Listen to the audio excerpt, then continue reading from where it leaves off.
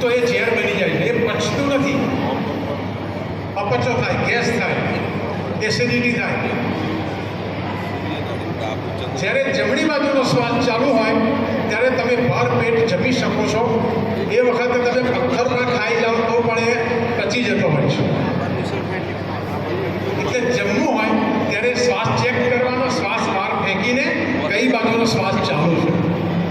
હવે તમને પ્રશ્ન થાય કે જમવા માટેનો સમય શરૂ થઈ ગયો હોય અને ચંદ્રનાડી ચાલતી હોય તો જમવાનું નહીં, જમવાનું પણ યોગિક ક્રિયા કરીને ડાબો શ્વાસ બંધ કરીને જમણો શ્વાસ ચાલુ કરવાનો. અને એનું રાષ્ટ્ર તમને બતાવું છું. શું કરવાનું? જમવું છે, ચંદ્રનાડી ચાલુ છે અને સૂર્યનાડી ચાલુ કરવી છે, તો શું કરવાનું? 2 થી 3 મિનિટમાં તમે ચાલુ કરી શકો. કેવી રીતે? ખુરશીમાં બેઠા હો, સોફામાં બેઠા હો, ઓશીકું લેવાનું, ડાબી બાજુના પડખામાં ઓશીકું મૂકવાનું અને ત્યાં દબાણ આપવાનું. 2 થી 3 મિનિટમાં ચંદ્રનાડી બંધ થઈ જશે અને સૂર્યનાડી ચાલુ થઈ જશે. અને પછી પેટ ભરીને જમો, જે જમવું હોય, જેટલો જમવું હોય એટલું જમો. બીજી એક વાત, જમ્યા પછી શરીરને તરત જ આરામની જરૂર પડે છે. એ વખતે ચંદ્રનાડી ચાલુ હોવી જોઈએ. તો તમે ચંદ્રનાડી પણ એ જ રીતે ચાલુ કરી શકો છો. તમને કહી દઉં, ઋષિ મુનિઓ, યોગી પુરુષો, યોગના જ્ઞાનીઓ ખાલી સંકલ્પ કરીને પોતાની નાડીઓ ચાલુ બંધ કરી શકે છે. પ્રહલાદભાઈ જાનીનું નામ સાંભળ્યું હોય, અંબાજીમાં ચૂંદડીવાળા માતાજી તરીકે ઓળખાતા હતા. આ બધી જ યોગી ક્રિયાઓ જાણતા હતા. ઋષિ મુનિઓ પહેલાં શું કરતા? કોઈને આશીર્વાદ આપવા હોય, કોઈ શેર માટેની ખોટની રજૂઆત લઈને આવે, આમ કરીને કહી દેતા ખાસ તો શું કરતા? સંકલ્પ કરીને મધ્ય નાડી એટલે કે સુષુમ્ના નાડી, જે 3જા નંબરની નાડી છે, એ ચાલુ કરી દેતા. અને 3જા નંબરની નાડી ક્યારે ચાલુ થાય? સૂર્ય નાડી અને ચંદ્ર નાડી બંને ચાલુ હોય ત્યારે 3જી નાડી ચાલુ થાય, સુષુમ્ના નાડી ચાલુ થાય. અને સુષુમ્ના નાડી ચાલુ હોય ત્યારે તમે જે બોલો એ થાય. તમે કોઈને મર કહો તો એને મરવું પડે, ગેરંટી. આ બધા જ પ્રયોગો થયેલા છે.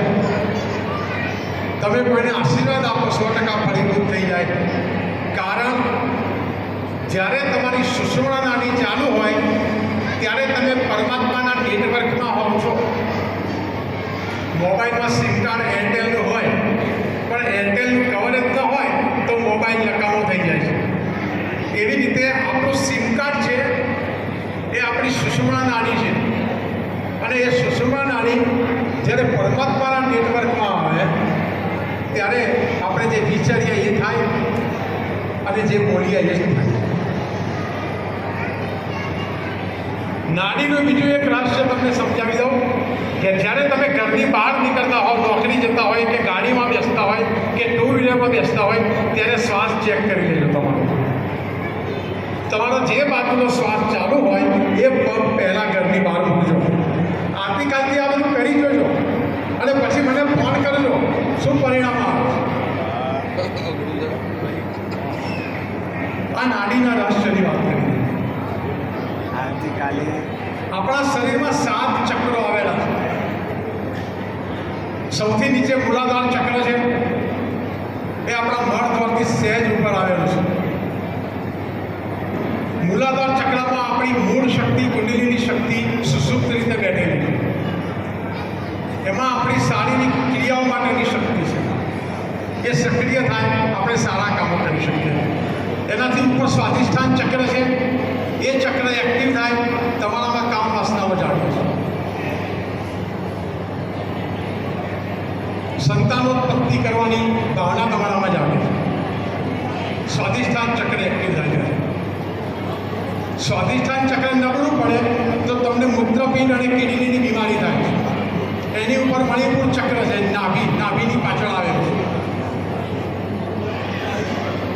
મણિપુર ચક્ર બગડેલું હોય તો તમને પેટની બીમારી હોય, ગેસ, અપચો, અલ્સર,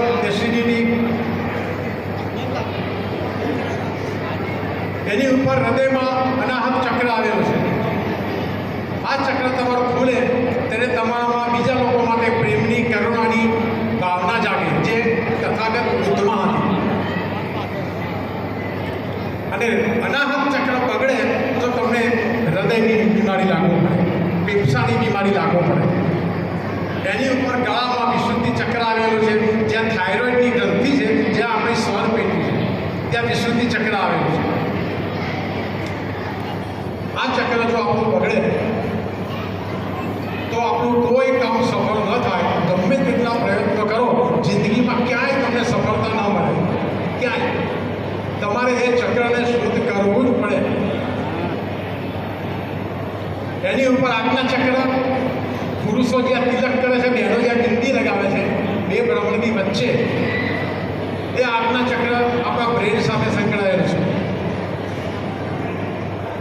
આ ચક્ર તમારું જાગૃત થાય ત્યારે તમને ભવિષ્યમાં શું થવાનું છે એની બધી ખબર પડવા માંડે. અગોચર વિશ્વની તમને ખબર પડવા માંડે.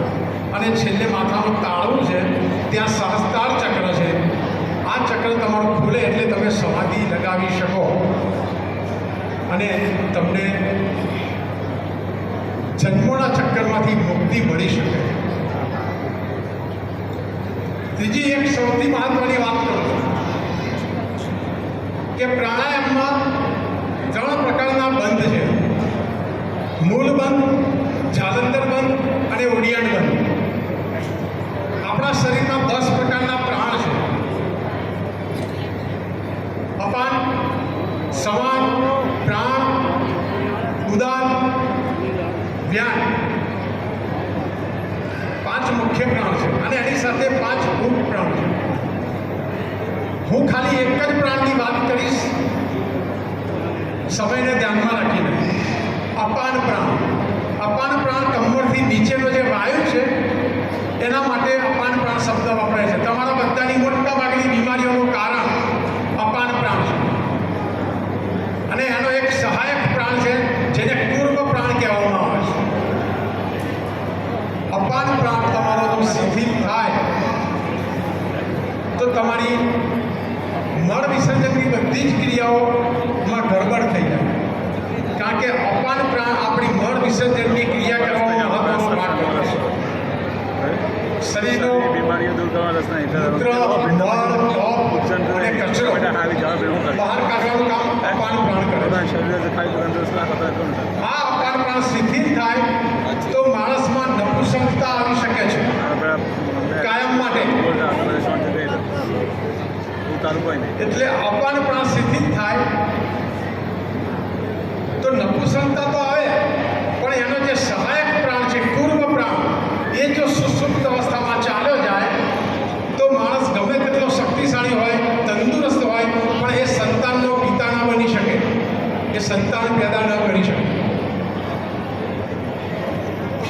આ બધી સમજવામાં અઘરી પણ પ્રયોગ કરવામાં સહેલી છે એવી વાતો તમને કહી રહ્યો છું. આના માટે શું કરવાનું? આના માટે કાંઈ નહીં કરવાનું. મૂળ બંધ લગાવવાનો, શ્વાસ બહાર કાઢવાનો ધક્કાથી, આવી રીતે.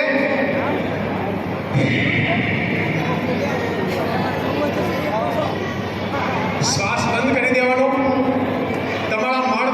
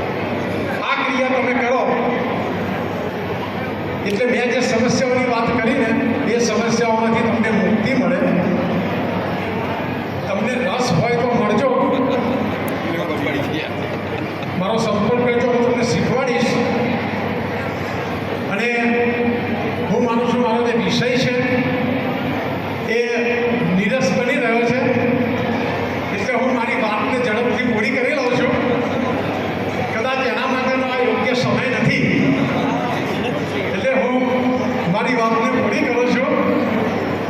પણ એક વાત આપ સૌને કહી દઉં